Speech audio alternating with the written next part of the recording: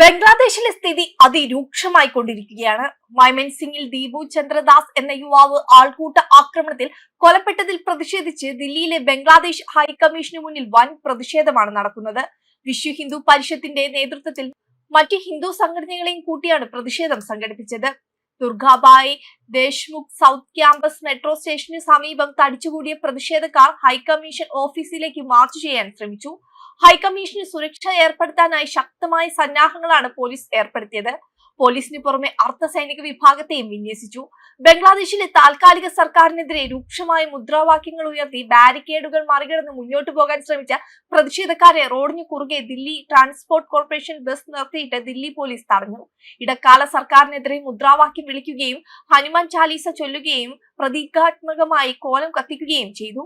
ബംഗ്ലാദേശിലെ ന്യൂനപക്ഷങ്ങൾക്കും ആരാധനാലയങ്ങൾക്കും നേരെ നടക്കുന്ന അതിക്രമങ്ങൾ അവസാനിപ്പിക്കണമെന്ന് ആവശ്യപ്പെടുന്ന പ്ലക്കാർഡുകളും സമരക്കാർ ഉയർത്തിയിരുന്നു. പ്രതിഷേധക്കാരെ നേരിടാൻ സാൻ മാർട്ടിൻ മാർഗിൽ 3 തലത്തിലുള്ള ബാരിക്കേഡുകളാണ് പോലീസ് സ്ഥാപിച്ചത്. ഷെയ്ഖ് ഹസീന ഭരണകൂടത്തെ പുറത്താക്കിയ വിദ്യാർത്ഥി പ്രക്ഷോഭത്തിലെ നേതാവും ഇന്ത്യ വിരുദ്ധനുമായ ഉസ്മാൻ ഹാദി വെടിയേറ്റ് കൊല്ലപ്പെട്ടതിനെ തുടർന്നാണ് ബംഗ്ലാദേശിൽ കലാപം പൊട്ടിപ്പുറപ്പെട്ടത്. ഇതിനിടെയാണ് ദീപു ചന്ദ്രദാസ് കൊല്ലപ്പെട്ടത്. സംഭവത്തിൽ ഇന്ത്യ കടുത്ത ആശങ്ക അറിയിച്ചിരുന്നു. ന്യൂനപക്ഷങ്ങൾക്ക് നേരെ മാത്രമല്ല, ഇന്ത്യയുടെ നയതന്ത്ര സ്ഥാപനങ്ങൾക്ക് നേരെയും ആക്രമണ ശ്രമം ഉണ്ടായിരുന്നു. അതേസമയം തങ്ങൾക്ക് ബംഗ്ലാദേശിൽ കഴിയാൻ ഭയമാണെന്നും ആൾക്കൂട്ട ആക്രമണത്തിൽ കൊല്ലപ്പെട്ട ദീപു ചന്ദ്രദാസിന്റെ സഹോദരൻ അപ്പുദാസ് അറിയിച്ചു. ബംഗ്ലാദേശിൽ ജീവിക്കാൻ കഴിയില്ലെന്നും വേണ്ട സഹായം ലഭിച്ചാൽ എത്രയും വേഗം ഇന്ത്യയിലേക്ക് വരാൻ ആഗ്രഹിക്കുന്നുണ്ടെന്നും അദ്ദേഹം പറഞ്ഞു. താൻ ആരെയും അപമാനിച്ചിട്ടില്ലെന്ന് സഹോദരൻ പറഞ്ഞിരുന്നതായും അപ്പുദാസ് കൂട്ടിച്ചേർത്തു. ജോലി ചെയ്തിരുന്ന മൈമൻസിംഗ് നഗരത്തിലെ ഫാക്ടറിക്ക് പുറത്തുവെച്ചായിരുന്നു ദീപു ആക്രമിക്കപ്പെട്ടത്. ദൈവനിന്ദ ആരോപിച്ചാണ് ജനക്കൂട്ടം ദീപുദാസിനെ മർദ്ദിച്ച് കൊലപ്പെടുത്തിയത്. അക്രമികൾ ദീപുവിന്റെ മൃതദേഹം ധാക്ക മൈമൻസിംഗ് ഹൈവേയിൽ വെച്ച് തീ കൊളുത്തുകയും ഗതാഗതം സ്തംഭിപ്പിക്കുകയും ചെയ്തിരുന്നു. ബംഗ്ലാദേശ് വിദ്യാർത്ഥി നേതാവ് ഷെരീഫ് ഉസ്മാൻ ഹാദിയുടെ കൊലപാതകത്തെ തുടർന്നുണ്ടായ ആക്രമണങ്ങൾക്കിടെയാണ് ദീപു കൊല്ലപ്പെട്ടത്.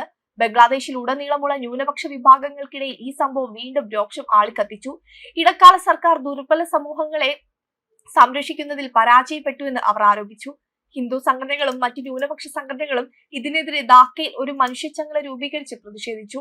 ആൾക്കൂട്ട കൊലപാതകം, മാധ്യമ ഓഫീസുകൾക്ക് നേരെയുള്ള ആക്രമണം, ആക്രമണാസക്തമായ പ്രകടനങ്ങൾ എന്നിവയുമായി ബന്ധപ്പെട്ട് 21 പേരെ അറസ്റ്റ് ചെയ്തതായും അധികൃതർ പറഞ്ഞു.